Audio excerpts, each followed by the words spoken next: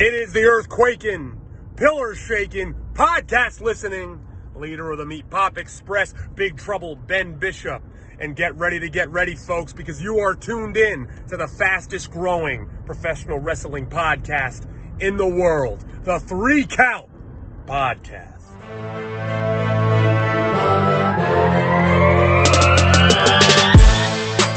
Welcome, everybody, to another great edition of the 3 Count Podcast, now entering the ring. I'm your host, Clifford Red Dog Miller, and we're going to go down the roster. Introducing first, you guys know her because she's only been on a couple episodes. She's all of almost 5 foot tall. She just graduated 3rd grade today, so give it up for the one, Kira Keiki.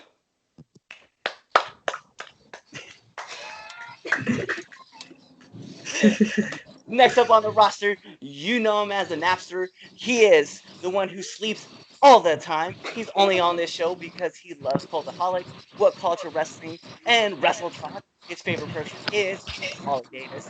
Give it up for JJ. First off, I'd like to take the sidewalk and keep up to dangerous times going on around here. That would be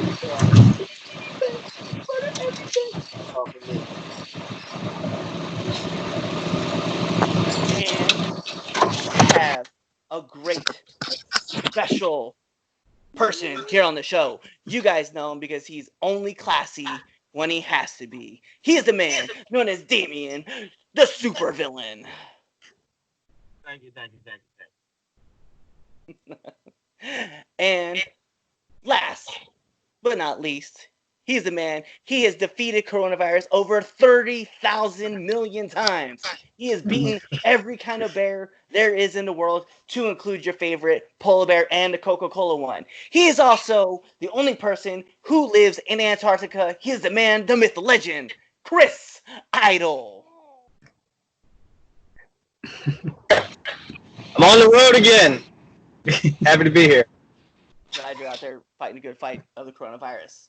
So, as we have mentioned, this is now entering the ring. We have us a great superstar. She has been all over the indies. You have seen her. You know who she is. Let's give it up for Ariela Nyx. Hi, guys. Thank you for having me. We are mad excited to have you. So here's how it works, Ariela. We're going to have 3 questions for you, each of us. Then we also have the 10 count questions, which you don't have to think too much. First thought to your mind for each question, and then we'll just go from there. How's that sound? Sounds good. Let's do it. So the question we start off with every single time, who is Ariela Nyx? Well, I am the answer to your prayers. Grew up in New York City, trying to be the toughest chick out there and trying to make a name for myself. Bet. Who's been some of your inspirations in the business? So many. Okay, so definitely my biggest inspiration, definitely Shawn Michaels, my favorite wrestler of all time. Sorry if that's one of your questions. So another big inspiration would be Sensational Sherry. Loved her growing up. Definitely like somebody I try to like, imitate to a degree. You don't want to like copy people, but she's definitely someone that has been a huge inspiration to me. Awesome. And then my favorite question to ask people, who or what has been your favorite fan interaction? I don't know. I've been lucky, I've met a lot of great fans. There was a couple of fans that brought me like pictures and stuff from like different shows that like they've taken on their own and printed out for me. I thought that was really cool. I'm trying to think of like a different experience. I don't know. Like I said, I've been really lucky. All the fans have been really awesome. I don't know. Well, yeah, I would say that just like they've brought like a nice picture or something like that. Awesome. So we'll give it up to Kira. You can ask your questions now. Why did you start wrestling? I grew up as a fan. I loved it since I was maybe 4 or 5 years old. Then a few years ago, a friend of mine was like, hey, you're a huge wrestling fan. Why did you never train? And I was like, I don't know, never thought I could do it. He was like, I believe in you. You could do it. I'm going to introduce you to my friend, and so that way you can try it, start training, and see if you like it. How'd you come up with your character? So I wanted something, like when I first started, I was a manager. I wasn't actually a wrestler. And I wanted somebody, just tough and strong. And a lot of people, it's funny, a lot of people, when they first meet me, because I'm very quiet and like reserved to myself, they think, oh, like she's nasty. I don't like her. She has an attitude. But when they get to know me, they realize that, it could be a really nice person. So I try to base my character off how people see me when they don't know me, just to get some heat and make people not like me. And if you weren't wrestling, what else would you be doing? Well, I do work a full-time job. I am a producer in TV, so I would be, I guess, 100% into that. But now my time is split 50-50 between my regular job and wrestling. Nice. Interesting. So I guess now it's my turn. So I think so.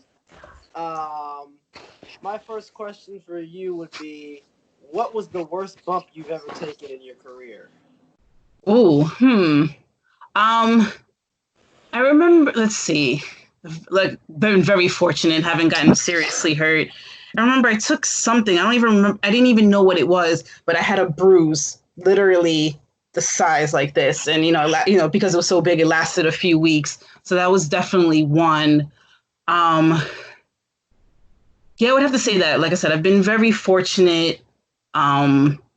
Haven't gotten hurt, anything like that. Everybody that I've worked with has taken care of me. So I've been very lucky. Everything, something can always go wrong, but for the most part, I've been very fortunate. Alrighty. My next question for you would be, what would be the best advice you could give to up-and-coming wrestlers coming into the industry? Don't give up. It's hard. It's going to take a long time to get comfortable. Always stand your ground. Especially now you hear a lot of stories coming out. Don't be afraid to like speak your mind and to like hold your own. Okay. Now my last and final question for you would be, let's say we had a time machine and we simulated like 5 years. Where do you see yourself in the 5 years? Hopefully wrestling all over. I really want to expand, once Corona's over. I really want to wrestle like on the West Coast, internationally. So hopefully in 5 years, I'm doing that and making a name for myself all over.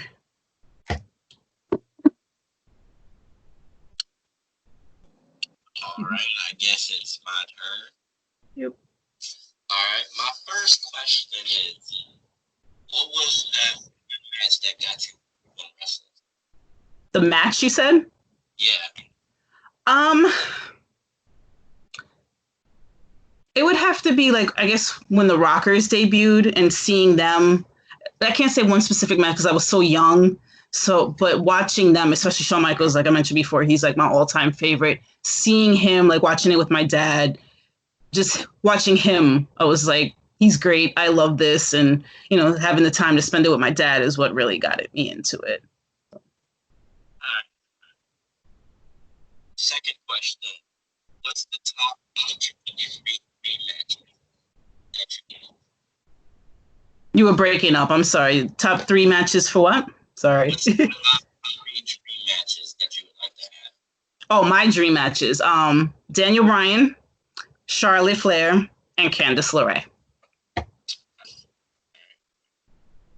my last question is, how would you like to be remembered in the industry? Just someone that worked hard, always try to keep a positive attitude, helped out as much as I can, just known for being a good person in and out of the ring.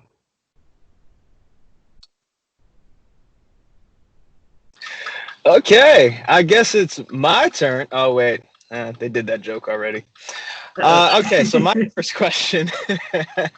What's the hardest you've ever been hit inside the wrestling ring? Oh, man. I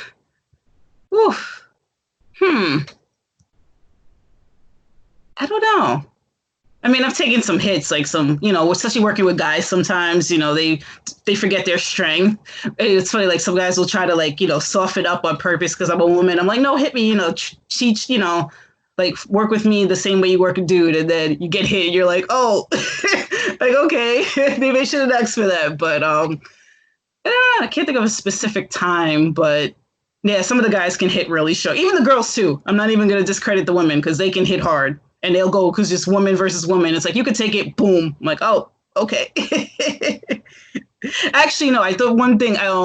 Somebody I forgot what the I think it took like the Daniel Bryan kicks, and I had the wind knocked out of me for like 2 minutes. So that would be the hardest one. Okay. Yeah. My next question: what's the worst match you've ever been in? Ooh, worst match. Let's see. I would say all of them because I like hate myself. But no, I've worked with some great people, so definitely not like hating on anybody. Trying to think. I don't know. That's hard. Like I guess like some of my matches, especially starting out, everybody's new and you're not going to be good in the beginning. I don't have to think about that. I don't know. Like I said, I'm so critical of all my matches. So like every time I watch myself, I'm like, I'm horrible. But I don't know. I can't think of anything specific. I'm sorry. I'm stuck at this. It's all good. My final question for you. What's the biggest regret that you've had in your wrestling career? And if you don't have one in your wrestling career, then just in life. I would say I wish I had started younger now. When I was, I grew up a wrestling fan, but I was never one of those that always wanted to be a wrestler. I was like 28, 29 when I started training. So now in hindsight, I wish I would have started younger, but everything happens for a reason. So. Well, now, that concludes all of our 3 questions. Now we have the greatest segment, Psych, the second greatest segment on the 3 Count podcast, because, of course, the greatest segment is the Red Dogs Power Rankings. So, with that being said, we have the 10 count questions. Ariela, we have 10 questions for you. We're going to start our imaginary timer. Ding! I don't know if you guys saw, but it started. So, 10 questions. First thought that goes to your head. Pepsi or Coke? Coke. SmackDown or Raw? SmackDown. Favorite color? Blue. All right, we asked this question. It's already been answered. Favorite wrestler of all time? Shawn Michaels. Favorite candy? Favorite what? Favorite candy? Ooh, Lemon Heads. The last show you binge watched? Money Heist. Nice. Too hot or too cold? Hot. Early bird or night owl? Night owl. Sprite or 7-Up? Sprite. And finally, everybody's favorite question. Favorite curse word? Fuck. Hey, there we go. Sorry. I know we got kids here. Listen, I'm former military, all right? She's heard a lot of things around me. So. Oh, I can imagine. Well, that concludes our 10 questions. Keiki, you want to say bye? Bye. No, Bye. Okay. She's too cute. I know. She's amazing. And Right. She wants to be a future wrestler, so I'm always hyped about the way she does that thing. Yes, and congratulations to her for finishing the 3rd grade. I forgot to say that before. She says thank you. Cool. You. Out. Out of the office. So mean. And can you close the door, please? Oh, thank you. So lastly, I know I asked you this question prior to us jumping on the call, or on the show. I know you had recently voiced your opinion on a certain subject, so I just kind of want to get your thoughts and thoughts on it. We also know you had a story too that you shared, so I was just curious if about you. Why don't you tell us your thoughts on everything that's kind of going on right now? Honestly, it's heartbreaking.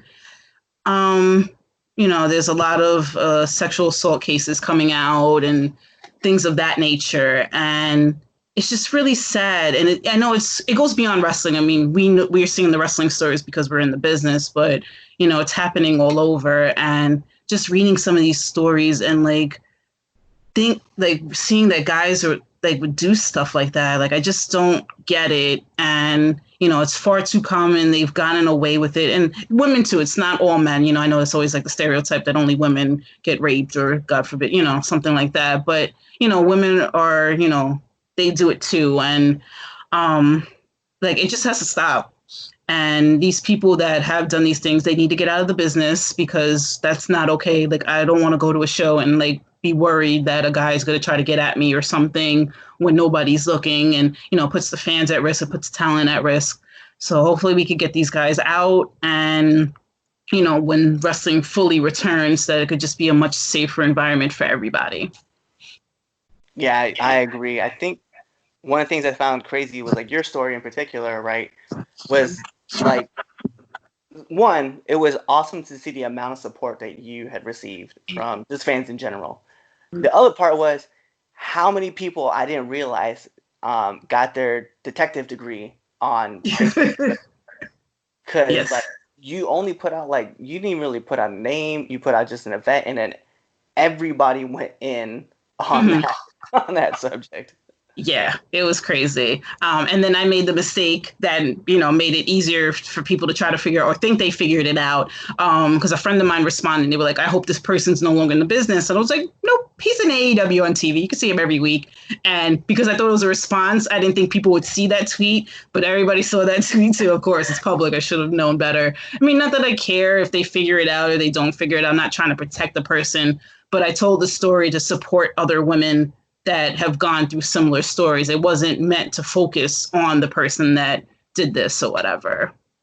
Yeah, I found that wild as too. It was just, I don't know. To me, it's me just now entering the business, and I've been through different aspects. I've seen this in all different aspects, right? From just the civilian world and the military world, and seeing it in the wrestling world, knowing that it's just stuff that's happened in pro sports, just in life. And you're right. The number one thing is this whole thing has to change. The whole culture has to change, just altogether. It's just ridiculous. And if, whether you're helping someone hide a story or someone who did something or you did something personally, it's unbelievable that there's this, I don't want to call it God complex, but it seems like people are just well, I did it once, I'm invincible, I can keep walking about it. And it's just why would you think something like that is okay? It's just... Yeah. I don't want to understand it, God complex was right. No, you called it right. That's exactly what it is. Exactly. They think they're invincible because, especially that they've gotten away with it for so long.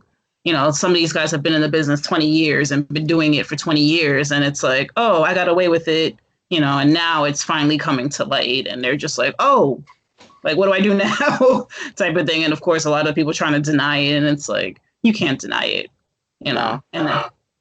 And I get the idea of you got to protect the business, but there's a difference between protecting the business and then just burning it all to hell. Yeah.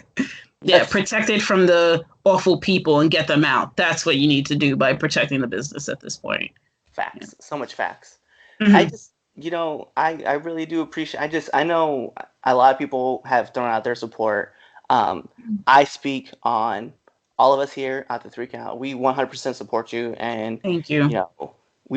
I'm glad that you decided that you still wanted to come through on the show. I know and I know you would have done it anyway because we asked you prior to all of this happening, but at any time if you felt uncomfortable, we would have definitely understood hey, I don't want to come on the show because of what's going on, and we would have totally understood. But thank you so much just for even just coming on. No, but this needs to be talked about, and so I appreciate you guys, at least checking. That was really nice of you guys. And yeah, it really needs, we can't stop talking about it. And with my story, I know I mentioned to you before, I didn't expect it to get the traction that it did.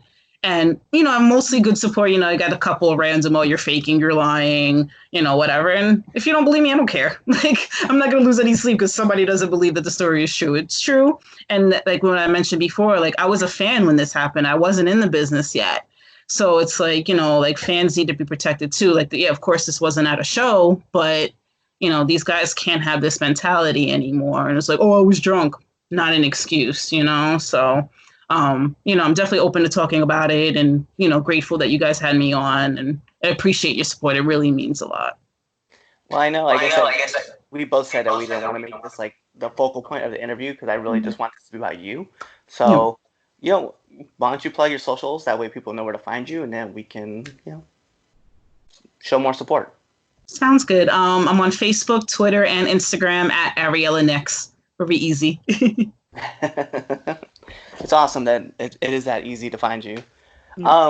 So with that being said, that's us. That's the program. That's the wrap. So you guys continue following us on all your favorite social media platforms. You guys can find us on Instagram at the 3 Count Pod.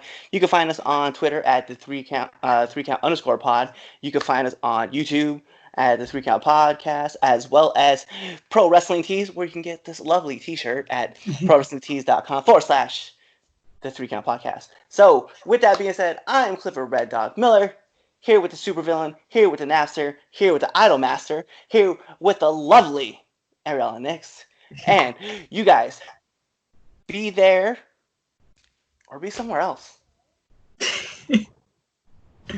Hey guys, if you like this video, make sure you subscribe to our channel to get the best content from the 3 Count.